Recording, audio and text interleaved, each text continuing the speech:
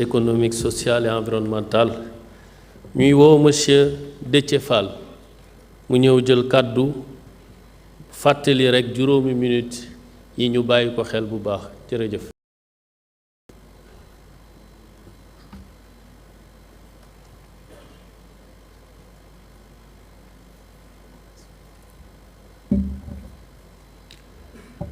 Monsieur le Président de la République,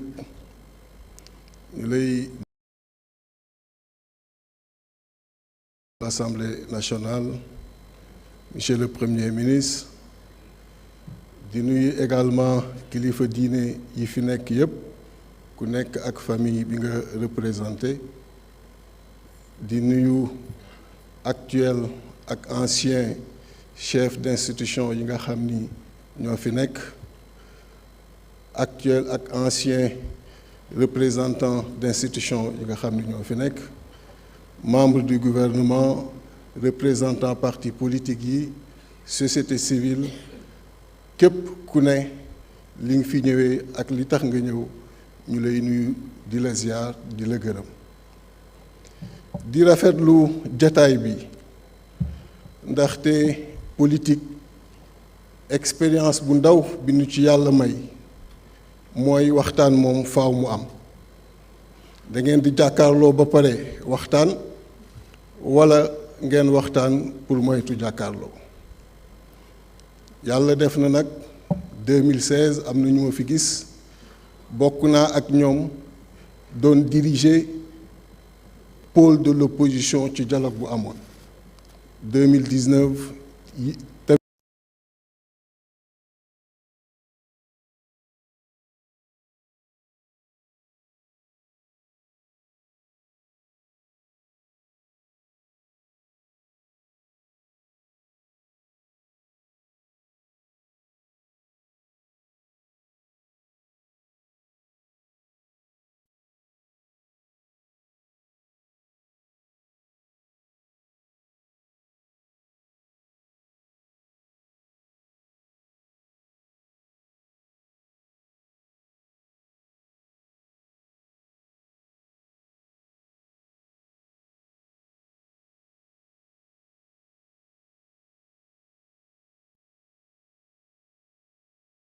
dem ci élection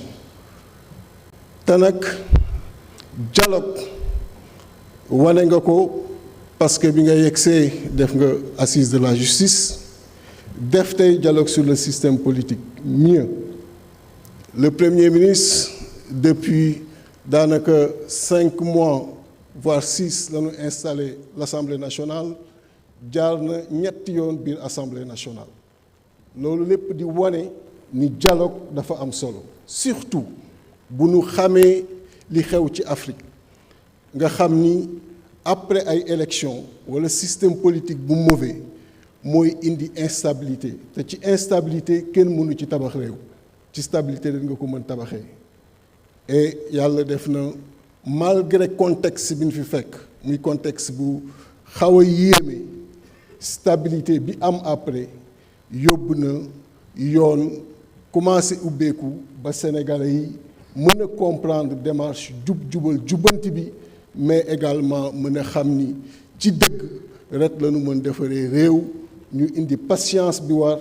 ak accompagnement bi war pour mën la accompagner ci mission bi nga xam ni moom nga nekk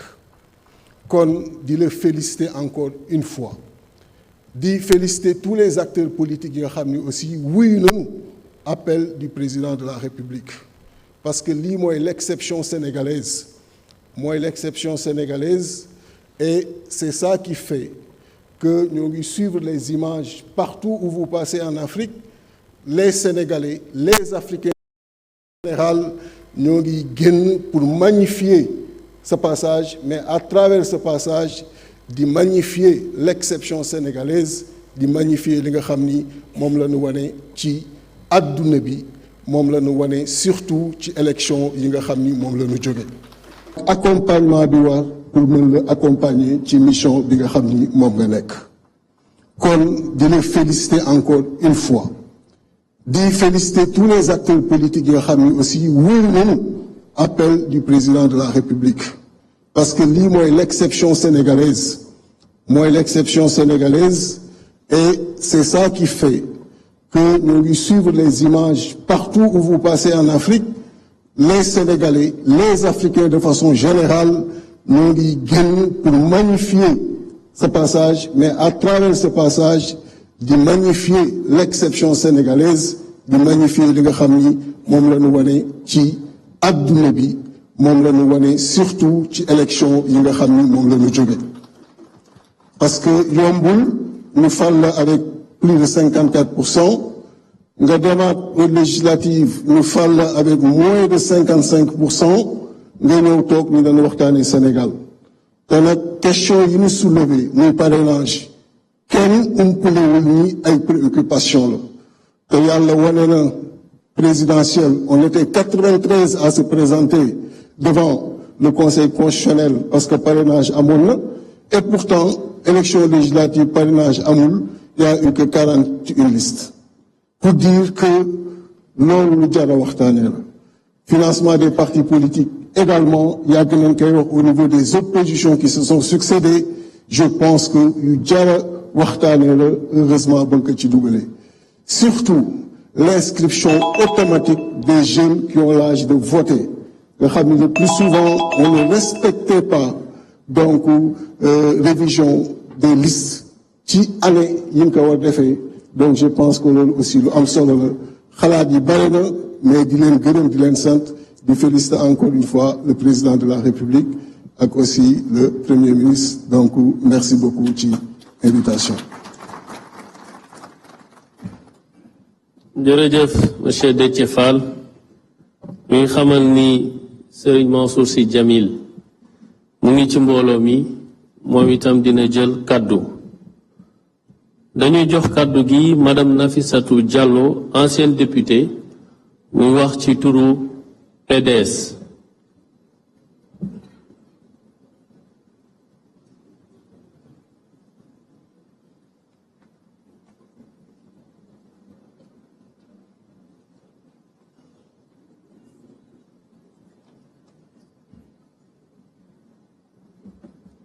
Monsieur le Président de la République, Monsieur le Président de l'Assemblée nationale, Monsieur le Premier ministre, Mesdames, Messieurs les membres du gouvernement, chers représentants des partis politiques et de la société civile, distingués invités. Je prends la parole au nom du Parti démocratique sénégalais pour saluer l'organisation de ce dialogue national et surtout pour réaffirmer l'attachement constant de notre parti à la concertation, au consensus et à la recherche de solutions partagées. Le PDS, sous la conduite éclairée du président Abdoulaye Wade, a toujours placé le dialogue au cœur de son action politique. Nous avons participé à toutes les grandes séquences de concertation depuis plus de 5 décennies. Parce que nous croyons que l'avenir du Sénégal se bâtit dans l'échange, l'écoute et le respect mutuel.